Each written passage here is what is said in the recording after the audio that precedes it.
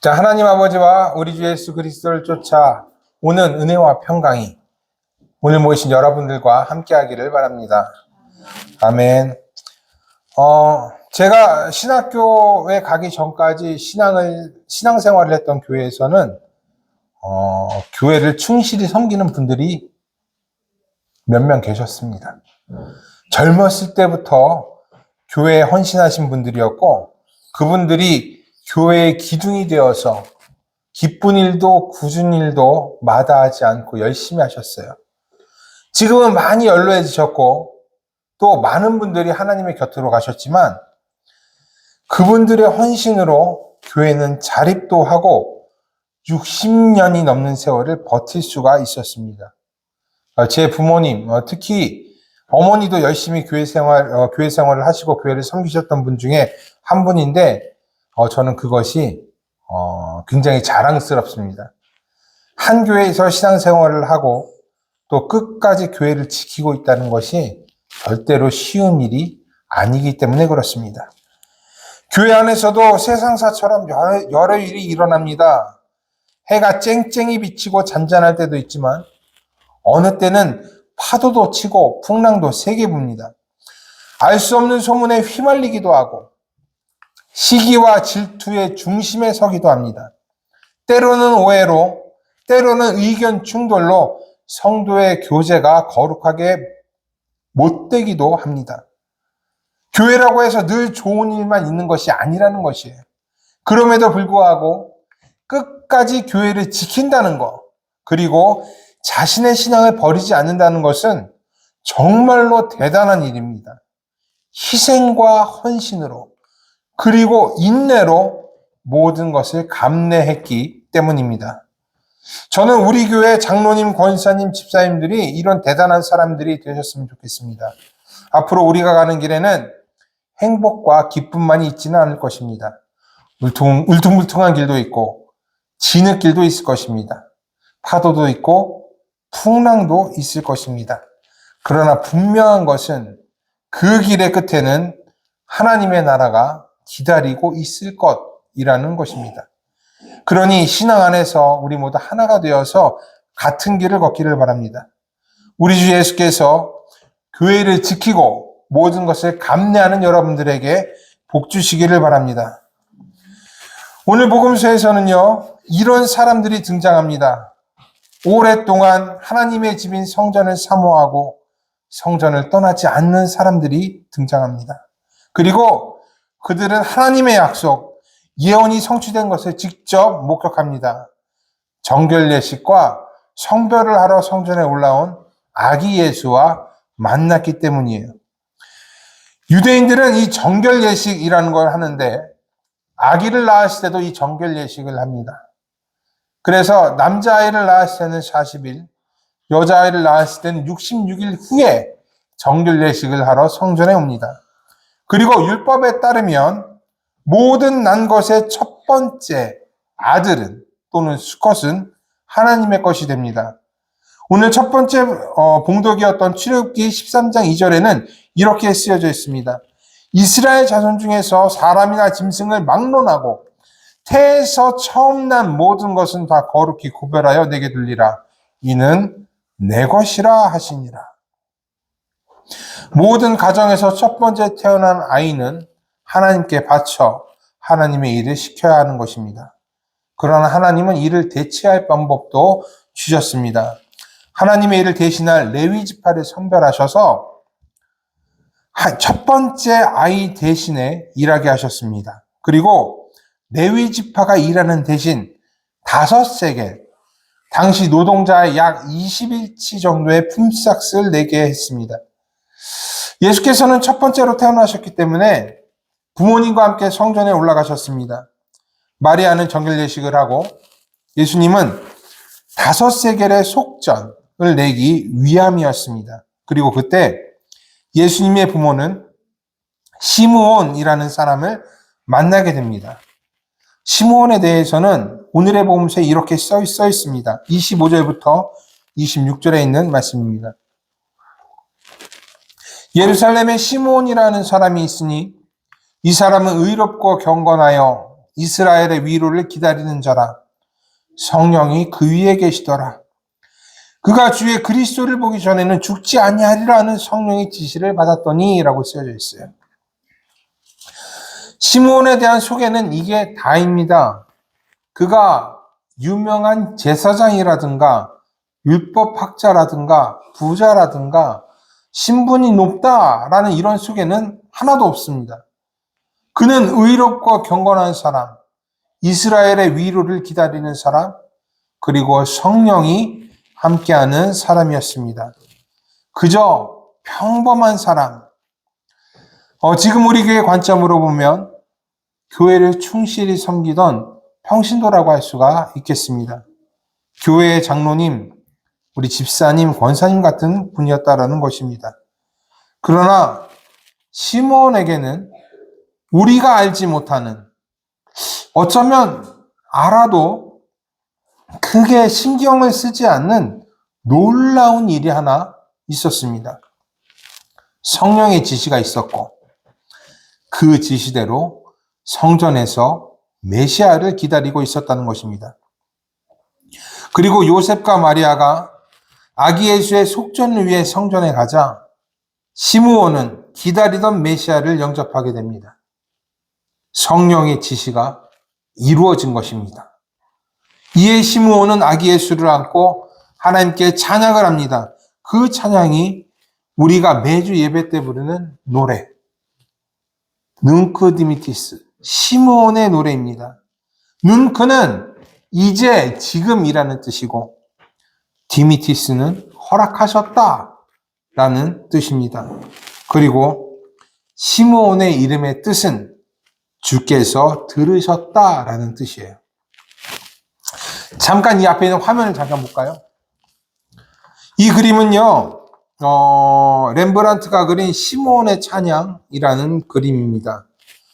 렘브란트의 마지막 작품으로 렘브란트 역시도 이 그림을 완성하지 못하고 하늘나라로 갔습니다. 렘브란트의 미완성 유작인 셈입니다. 그래서 그의 제자들이 이 그림을 완성했습니다. 이 그림을 보면 어떠세요? 시므온이 아기 예수를 똑바로 쳐다보지 못합니다. 반쯤 감은 눈을 하고 그저 다른 곳을 바라보고 있는 것 같습니다.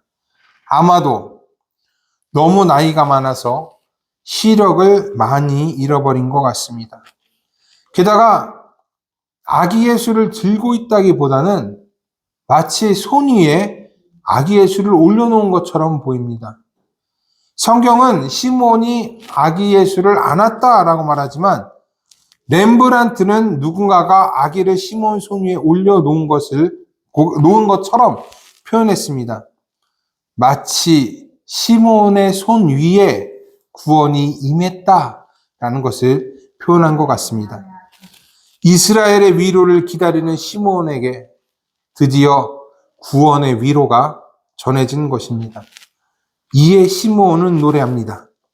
주제여, 이제는 말씀하신 대로 종을 평안히 놓아주시는도다. 내 눈이 주의 구원을 보았사오니 이는 만민 앞에 예배하신 것이요 이방을 비추는 빛이요 주의 백성 이스라엘의 영광이니이다. 이스라엘의 위로, 구원을 기다렸던 시므온, 의롭고 경건해서 성령이 충만했던 시므온에게 하나님은 이 땅의 구세주를 보게 하셨습니다. 제사장도 아니고 백성들의 장로도 아니고 율법학자도 산헤드린의 정치인도 아닌 평범한 할아버지가 메시아를 영접한 것입니다. 이는 하나님의 계시가 세상의 기준과 신분의 높고 낮음에 있지 않다는 것을 나타냅니다. 사도 바울의 말처럼 하나님께서는 아무 육체도 하나님 앞에서 자라가지 못하게 평범한 할아버지, 그러나 의롭고 경건한 사람을 택하셨습니다. 그리고 그에게 이스라엘의 위로인 메시아를 보이셨고 주의 구원을 찬송하게 하셨습니다. 우리 사람들은요, 누가 위대한가, 누가 현명하고 훌륭한 업적을 세웠는가를 봅니다. 저도 사람이기 때문에 그런 것을 볼 수밖에 없습니다. 얼마 전 우리 텔레비에서 우주선이 귀선하는 것을 보고 놀랬어요. 대단하다. 야, 그 스페이스 X라는 회사 참 대단하다. 훌륭한 과학자들이 많구나. 라는 걸 보고 놀랬습니다. 그래서 우리 사람들은요, 이렇게 역사의 획을 그은 사람들을 위대한 사람으로 칭송하고 그 사람들을 본받으려고 합니다. 유대인들도 이러한 관점에서 모세를 찬양하고 다윗을 칭찬했습니다.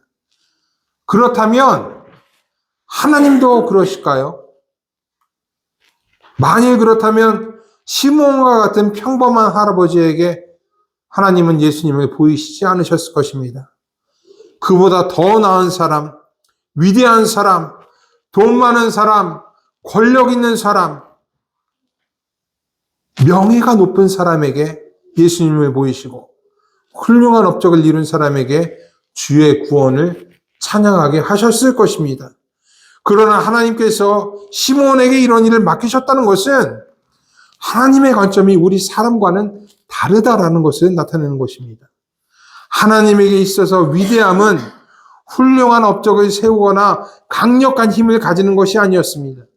하나님 앞에서 의롭고 경건한 것, 큰 일을 해내는 사람이 아니라 하나님의 위로를 기다리는 사람이 하나님께서 바라시는 위대함이었습니다. 여기 계신 여러분들처럼 자신의 자리에서 충실하고 교회를 열심히 섬기고 하나님의 때를 기다리는 사람이 위대한 것입니다. 시므온 다음으로 메시아를 영접한 사람을 한번 보십시오. 그 사람은 안나라는 사람인데 나이가 매우 많은 사람이었습니다. 그녀는 결혼한 후 7년 동안 남편과 함께 살았지만 남편을 먼저 떠나보내고 과부가 되었습니다. 그리고 84세가 되었습니다. 이스라엘의 율법은요, 세 부류의 사람에게 자비를 베풉니다. 과부와 고아와 나그네. 이 중 나그네는 집 없이 떠도는 사람을 말합니다. 그러니까 과부와 고아와 나그네에게 율법이 자비를 베푸는 이유는 이들이 사회적인 약자이기 때문입니다. 안나는 율법의 자비를 받는 사람, 그러니까 사회적인 약자였습니다.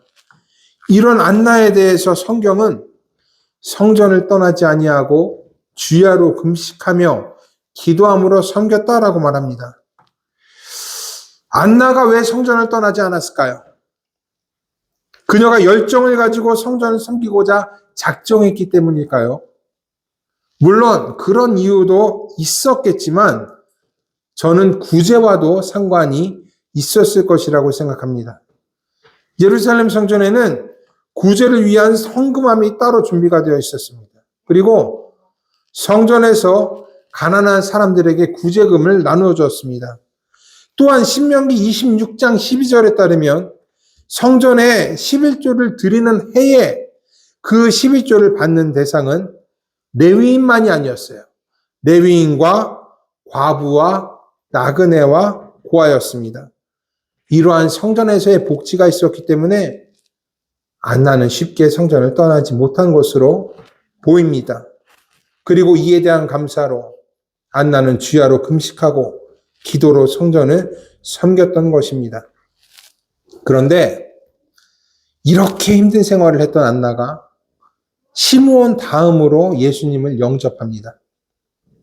훌륭한 여선지자도 아니고 돈 많은 사업가도 아니고 아무것도 없는 안나가 메시아와 만난 것입니다. 그리고 속량, 구원을 바라는 모든 사람들에게 메시아가 온 것을 전합니다. 하나님의 메신저가 된 것입니다. 하나님은 시므온과 안나를 통해 메시아가 이 땅에 오셨음을 알리셨습니다. 의롭고 경건한 자, 주야로 금식하며 기도하는 자를 또 섬기는 자를 택하신 것입니다. 하나님의 기준은 사람의 신분이나 업적이나 또 그의 생활 수준에 있지 않습니다. 역사의 획을 그은 사람도 이름 없이 평범하게 산 사람도 하나님 앞에서는 똑같은 사람이기 때문에 그렇습니다. 그래서 하나님의 가치에 맞는 그들이 하나님의 구원을 보게 된 것입니다.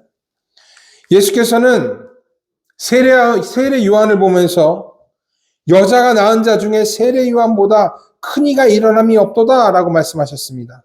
그러나 천국에서는 극히 작은 자라도 그보다 크니라 라고도 말씀하셨습니다.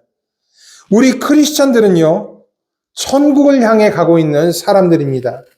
그렇다면 우리가 무엇을 추구해야 하는지, 무엇이 우리의 가장 큰 가치가 되는지를 깨달아야 합니다. 우리가 얼마나 의롭고 경건하게 생활하고 있는가? 우리가 얼마나 기도하고 섬기고 있는가? 이것이 우리가 추구해야 되는 것이고 이것을 우리의 가치로 삼아야 하는 것입니다. 이를 위해 오늘도 애쓰고 하나님의 말씀대로 살려고 노력하는 여러분들을 위해 성탄의 축복이 함께하기를 바랍니다. 속량 하나님의 구원이 여러분들의 임하기를 주님의 이름으로 축복합니다. 모든 지각에 뛰어난 하나님의 평강이 그리스도 예수 안에서 여러분의 생각과 마음을 지키시기를 원합니다. 아멘. 기도하겠습니다.